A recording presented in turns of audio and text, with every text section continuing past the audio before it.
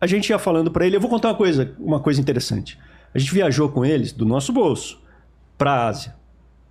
E no começo de 2018 ele falou, pô, vocês poderiam organizar uma viagem aí? Tal. A gente marcou até com o ministro da Educação do Japão. Mas é tipo assim, pra porque quê? era o Qual seguinte, a finalidade? ele como candidato, para ele conversar institucionalmente com, por exemplo, o ministro da Educação ou vice-ministro do Japão. Então era uma proposta para mostrar... Mas antes do período eleitoral. Isso. Como pré-candidato. Ele como pré-candidato, como deputado. E a gente marcou a viagem e eles ficaram junto com a gente no mesmo hotel. Cada um pagando sua passagem. Tudo. E o hotel também. O hotel era $100 e tal, mas era uma rede, Asakusa. É uma rede grande. Tipo uma rede Ibis, mais um negócio derrotado. Só que a cama de casal, ela é 1 metro quadrado. É 1 metro quadrado a cama de casal japonesa. Aí, pô, chegou na primeira noite, eu bobeei e o meu irmão marcou 2 diárias para não ter erro, porque é 24 horas, então vai e vem. Eu errei. E aí o meu quarto não estava pronto. Aí a gente chegou, cara, eu tive que dormir com meu irmão na mesma cama. De um palmo do chão, né? Cara, e assim, não, e ela tem 1 metro quadrado, assim, assim, eu tenho 1,82. Os Bolsonaro têm 1,88, né? E aí os caras dormem lá deles. Eu peso 73 quilos. Os Bolsonaro pesam 100 quilos. Os caras dormiam na mesma cama ali. E o tempo inteiro. Eu e meu irmão só no primeiro dia, no segundo dia eu já fui pro meu quarto. A gente olhava, pô, esses caras são humildes, né? Os caras são humildes. São de rocha. Aí a gente circulou pela Ásia e eu cheguei pra ele no Japão. Cheguei pro Bolsonaro, a gente tomava café da manhã junto. Aí eu falei assim pra ele, capitão, chamava de capitão. O senhor sabe o que é memento mori? Aí ele falou, não sei. Eu falei, então, se o senhor eventualmente ganhar, que não suba a sua cabeça. A gente vai ter que manter o pé no chão, porque a dimensão é muito grande do que a gente quer fazer, né? A gente quer consertar esse país. Aí ele fala, mas o que é esse memento mori? Tinha até um funcionário público, Júlio César tinha um funcionário público, quando andava na biga ali, a pessoa jogava pétalas de rosa, você é Deus. Ficava um funcionário público falando na orelha dele, memento mori, você é mortal, és humano, és mortal. O processo de glorificação, não só de Júlio César. Tinha um processo que chama processo de glorificação, que inclusive glorificava, tinha vários direitos públicos, inclusive para a família por 10 gerações. E uma parte do processo, do ritual, era ter um escravo, um servidor, que dissesse várias vezes, se alguém meter uma faca, você ainda morre, você ainda caga, você ainda é humano, você é o maior de nós, mas você ainda é um homem, não é isso? Isso era um princípio, cara, isso era um princípio estoico, inclusive. Sim. De você manter o pé no chão. O Marco Aurélio tem lá as meditações, tá? Se bem que o Marco Aurélio não cumpriu, né? O Marco Aurélio indicou lá o filho dele, filho fez Cômodos, merda, né? E ele quebrou os 5 imperadores bons. Aí ele falou, vou indicar meu filho. Pô, ele fez meditações, ele falava de amor fati. Putz, esse cara é muito bom, enfrentou a praga. Cara, ele indicou o filho dele um pancada.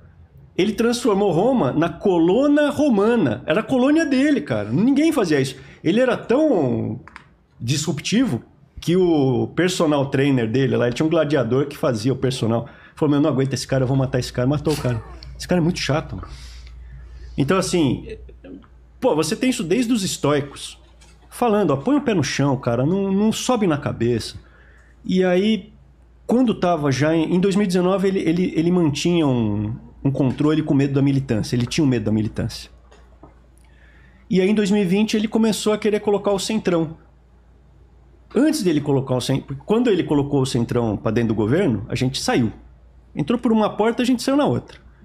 Foi 2020. A saída não foi tão traumática na visão de quem estava assistindo, porque seu irmão fez vídeo do lado dele. Eu também fiz. Você fez lá, então... Naquele momento a gente achava que era a fraqueza dele. Apertando mão, tipo assim, putz, eu tô saindo porque pega mal minha imagem, minhas opiniões, o que eu tô fazendo, vai entrar alguém melhor pra tomar conta do Enem, etc. Era mais ou menos essa a visão que a gente tinha assistido. Rapaz, a questão é que se o cara ficasse, ia ser preso. Foi uma né? saída um pouco traumática, cara. Rapaz, ninguém sabe o que quis, não. O cara não ia pra cadeia, né? O meu irmão tava com risco de ser preso por nada. Risco não. Alta probabilidade. Alta probabilidade. Ele não tinha ainda a cidadania portuguesa e espanhola, que agora ele tem. Então, uma prisão arbitrária para um cidadão europeu baixa, representante da embaixada, para saber o que está acontecendo. E naquele momento, até o meu irmão chegou a conversar comigo, falando assim, mas se eu for preso, Eu vou ficar o quê? 1 ou 2 dias? Falei, meu, eu não tenho condição de saber, eu perco contato contigo, cara. Você vai lá pra Papuda, eu não sei o que acontece com você. Se for ser viciado. E falou, não, então beleza. Aí o meu irmão viu com países, aí ia asilado. Ele contou no programa lá. Mas você falou que foi uma saída traumática, mas no vídeo você demonstra meio que, putz, é um até logo ali, a gente não tá rompendo. Foi, ali quando eu saí...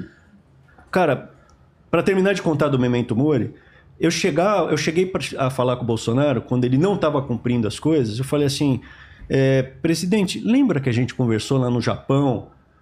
E ele me falou no Japão, pô, me lembra disso. Me lembra disso que você me falou, é importante. Pra me botar no chão. Pô, cara, eu fui falar pra ele isso aí, ficou bravo comigo. Falei, senhor lembra do Memento Mori? Olhou feio pra mim, não queria ouvir não, cara. Não queria saber. Então não tinha muito mais o que fazer ali. Não tinha muito mais. Aí o meu irmão foi pra Washington, que ele já contou a história. O Ernesto Araújo, que eu tenho muita gratidão. Ele também saiu cedo, né? Existem alguns anjos. Ele saiu depois da gente. O Ernesto Araújo chegou para mim e falou, olha, tem um cargo que eu acho que você vai ser muito positivo, que é secretário de segurança da OEA. E aí eu falei, em Washington, então eu poderia ficar junto com meu irmão. A gente é muito unido, como eu comentei. Maravilhoso, né? Exato. E conseguiu fui falar licença na universidade tranquilamente? Sim, é automático, você está representando o país. E aí eu fui falar pro Bolsonaro. E o Bolsonaro, ele deu várias declarações públicas falando, pô, o Arthur Weintraub, esse cara é um gênio. Esse cara, na frente das câmeras ele falava. Por trás das câmeras ele faz outra coisa, né? Aí eu cheguei pra ele, pô, você tem um cara na tua equipe, que é teu assessor, que você fala publicamente que é um gênio. O que você faz se o cara for sair da equipe? Fala, pô, bicho, fica aí. Depende pra onde for, né? Porque, fica aí, tipo assim, cara. Essa indicação do OEA foi através dele, foi através de quê? Ernesto Araújo. Ernesto Araújo falou, ó, estou indicando, ele era ministro das Relações Exteriores. Mas ele pode sabia. ter tomado essa decisão, inclusive... Ele nem sabia. Eu que fui comunicar, o Ernesto não chegou a comentar com ele. Eu fui comunicar. O Ernesto teve iniciativa de fazer isso. Teve. E aí eu cheguei e falei, ó, tô saindo. Ele, beleza, valeu. Ele falou Mas você assim... não pediu, Ernesto, ele que ofereceu. Valeu.